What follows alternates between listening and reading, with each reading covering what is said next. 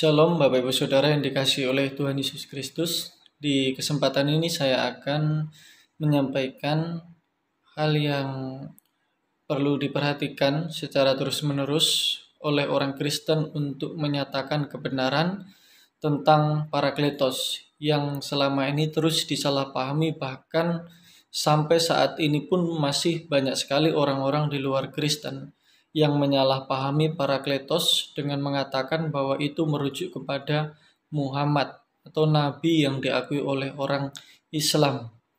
Dan sebenarnya mereka juga di sisi lain telah menolak bahwa Injil yang ada di dalam orang Kristen itu adalah Injil yang palsu. Tetapi mereka sendiri berusaha untuk mengaitkan kebenaran tentang nubuatan Muhammad itu dengan mengambil istilah yang ada di dalam kitab suci Injil itu sendiri, yaitu mengenai Parakletos. Nah, apakah benar bahwa Parakletos itu merujuk kepada sosok manusia yang disebut sebagai Muhammad? Saya di sini memberikan beberapa pendapat yang terkait dengan hal ini, dan secara khusus yang diambil dari Yohanes pasal 14 itu, dari beberapa ayat yang ada di dalamnya. Dan kalau kita perhatikan saudara-saudari dikasih Tuhan, bahwa penyelewengan tentang kata Parakletos ini sebenarnya sudah ada sejak zamannya Ahmad Deedat, salah seorang tokoh Islam yang terkemuka dulunya, yang terus menerus mencoba untuk meyakinkan orang-orang Islam bahwa Muhammad telah dinubuatkan di dalam kitab suci Injil, dan menggantinya dari Parakletos menjadi Perikletos. Nah, Parakletos yang artinya penghibur, penolong, atau pengantara itu diganti dengan Perikletos yang berarti terpuji. Kemudian dipaksakan bahwa itu adalah jelas nubuatan tentang Muhammad. Nah, cara seperti ini masih terus-menerus diikuti oleh orang-orang Islam sampai sekarang ini juga. Bahkan ada juga orang Islam yang masuk Kristen kemudian kembali lagi ke Islam dengan menyampaikan kebenaran tentang ini, yang pada dasarnya ini justru jauh daripada arti yang sesungguhnya di dalam teks yang ada. Nah, saudara-saudara yang dikasih Tuhan, tentunya kita harus tahu konteks dalam Yohanes pasal 14 secara khusus ayat 16 yang disalahpahami itu. Nah, ini adalah khotbah perpisahan Tuhan Yesus Kristus.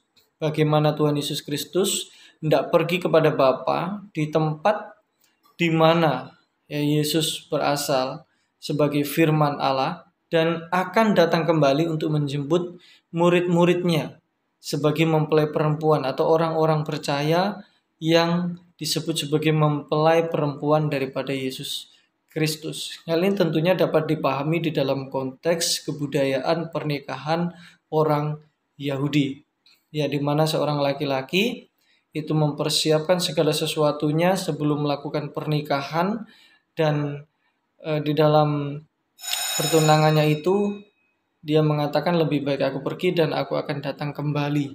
Nah, ini adalah berbicara tentang kepastian, keselamatan, dan juga kehidupan kekal yang dijanjikan oleh Yesus Kristus kepada orang-orang yang percaya kepada Tuhan Yesus Kristus.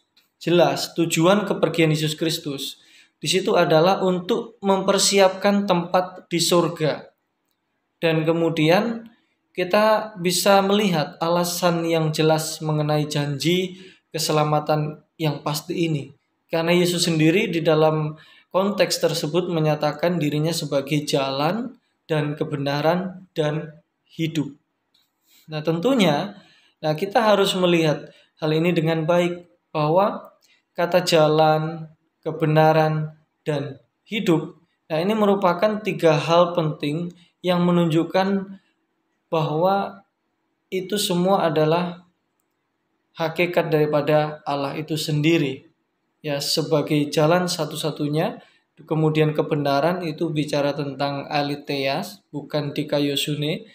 Nah, aletheas atau alethean itu berbicara tentang kebenaran yang mutlak, benar tanpa salah dan selalu benar dari dulu, sekarang, dan sampai selama-lamanya.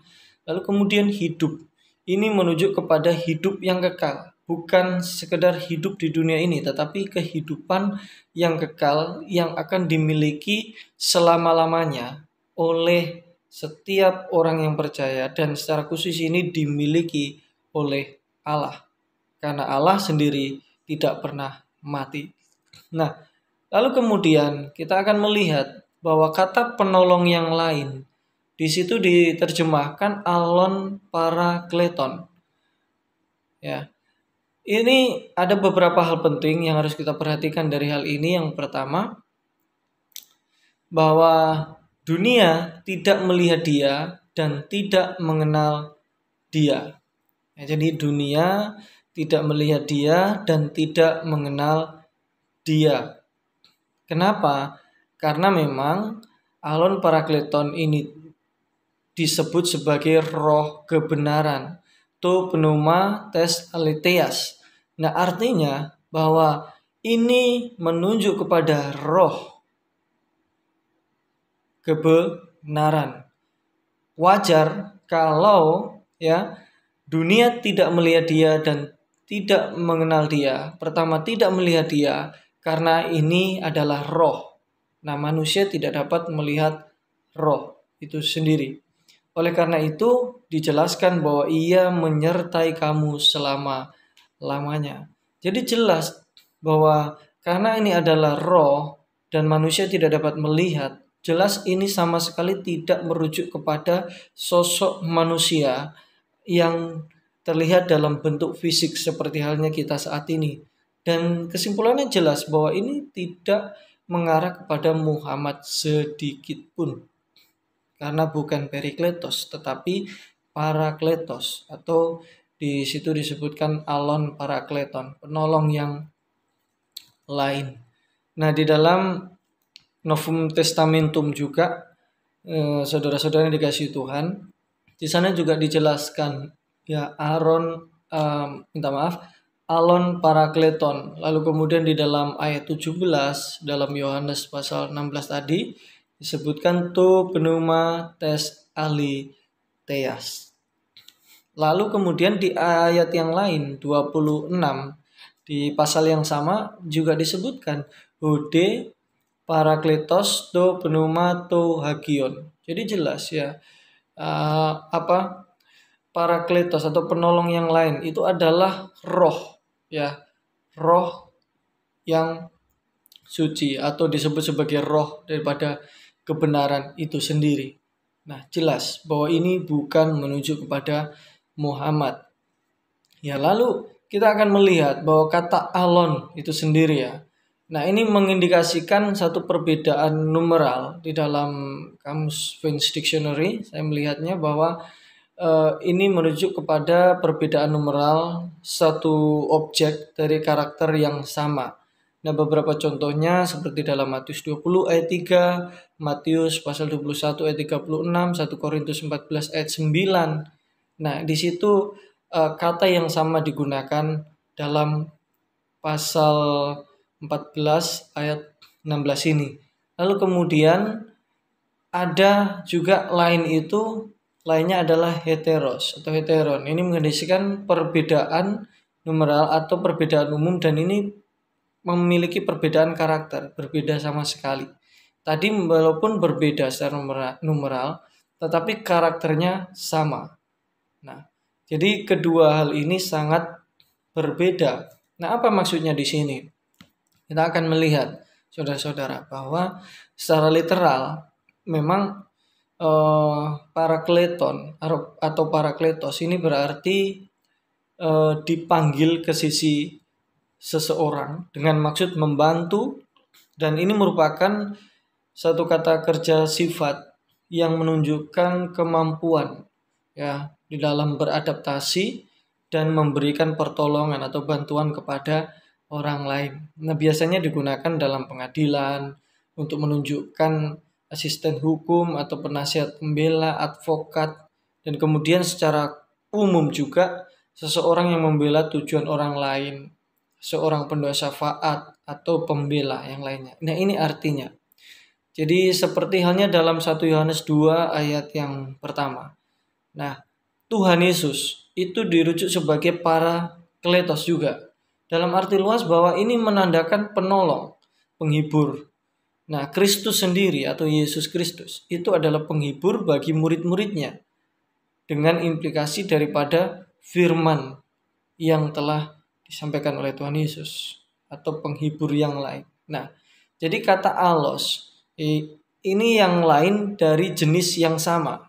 Nah, bukan heteros atau berbeda. Jadi alon itu yang lain tapi jenisnya sama.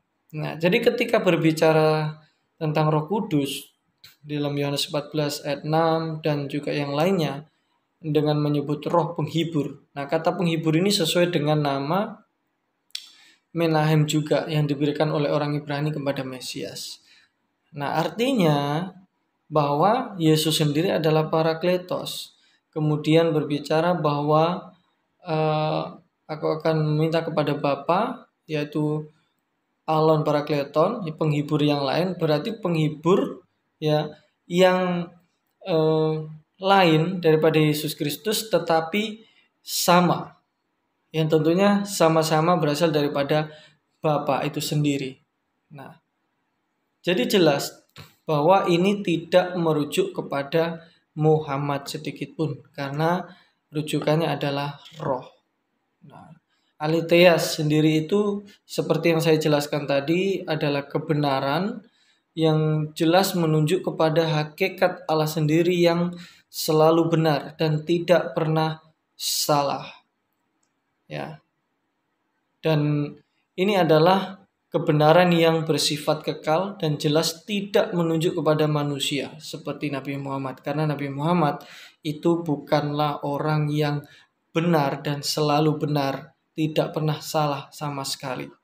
Nah, jelas bahwa kebenaran, roh kebenaran ini jelas tidak menunjuk kepada Muhammad sedikit pun. Jika saudara-saudara membaca dengan teliti arti kata kebenaran ini.